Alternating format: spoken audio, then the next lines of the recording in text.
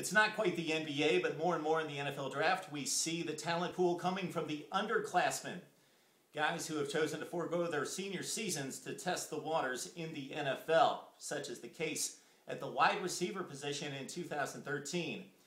Mark Rogers TV here to look at the position of wide receiver, the divas, the glamour boys in college football entering 2013, keeping in mind that 4 of the 5 top projected wide receivers in this year's NFL draft are underclassmen.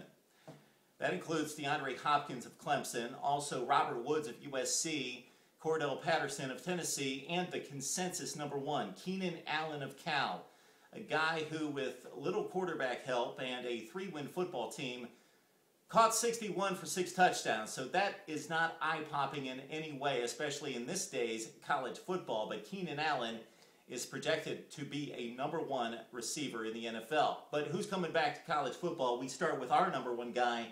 That's Marquise at USC. Now, of course, the Trojans started 2012 as the number 1 team in the country, and Robert Woods was their number 1 wide receiver. Well, the Trojans ended up losing 5 regular season games plus a bowl game, but Lee emerged as the number 1 target. 118 receptions, 1,700 yards for Matt Barkley, and 14 touchdowns. 2 challenges for Lee coming into 2013 would be, number 1, he's got no Matt Barkley this season. It's either going to be Max Whittick or it's going to be the incoming blue-chip freshman Max Brown. And also, no Robert Woods on the other side for Marquise Lee to take the pressure off Lee. He is going to be a marked man, but I'm sure his talent can handle it. At number 2, we go to the SEC with Vanderbilt's Jordan Matthews. So a Vandy wide receiver, 2nd best in the country, coming off a 94 reception season, 1,300 yards and 8 touchdowns. Jordan Matthews, all SEC first team, and he had his big games against the best competition on Vandy's schedule. Georgia, Florida, South Carolina. He caught passes for 135 yards per game against those 3 exceptional football teams. At number 3, we stay in the SEC with Amari Cooper of Alabama. So much like running back T.J. Yeldon, a freshman at Alabama, proved to be one of the best in the country.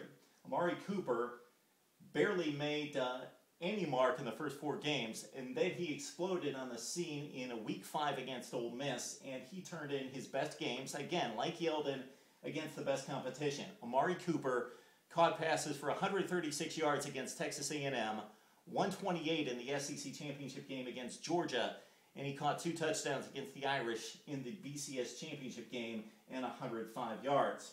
Number 4 on our list, we stay in the SEC with Mike Evans of Texas A&M. He caught 82 passes from Johnny Football for 1,100 yards and 5 touchdowns.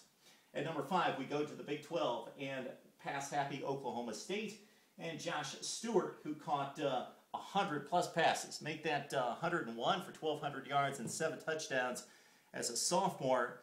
Josh Stewart is only 5'10", 178, but he plays big. He makes big receptions on 3rd down. Again, 102 receptions for Josh Stewart.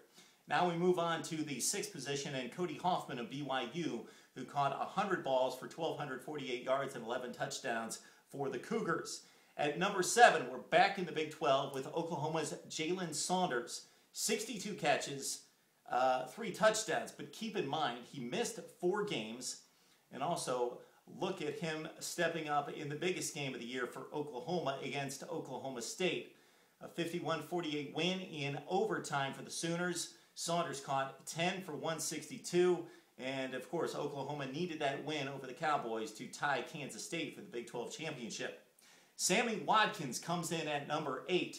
Now, Sammy Watkins burst onto the scene as a freshman, got into the Heisman conversation. He was that good, that explosive, making game-changing plays, highlight kind of stuff every week. He fell off last season in the shadow of DeAndre Hopkins, who's moving on to the NFL draft. 57 catches, 700 yards, and just 3 touchdowns for Sammy Watkins. So that number has got to explode to at least double digits for Sammy Watkins. Taj Boyd's going to be relying on Sammy Watkins to play big for Clemson in 2013. At number 9, we go to the Big Ten for the first time, and Kenny Bell of Nebraska. 50 receptions, 17 per, and 8 touchdowns from Taylor Martinez. Martinez has improved as a passing quarterback If he takes his additional steps this season, you could expect the numbers for Kenny Bell to increase as well at Nebraska. In the 10 position, we've got a tie. We couldn't make a choice here. We stayed in the Big Ten with Philly Brown of Ohio State, 60 receptions, 11 per reception, just 3 touchdowns from Braxton Miller. Urban Meyer wanted Philly Brown to step in like a Percy Harvin.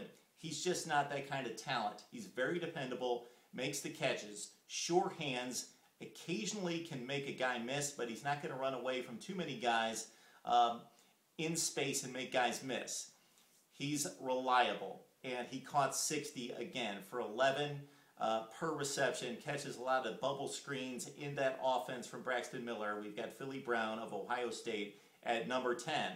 Tied with Fresno State's Davante Adams, who caught 102 balls for 1,400 yards and 4 touchdowns. That's our top 10 for our honorable mention wide receivers returning to college football in 2013. Check out the description section just below my picture right now.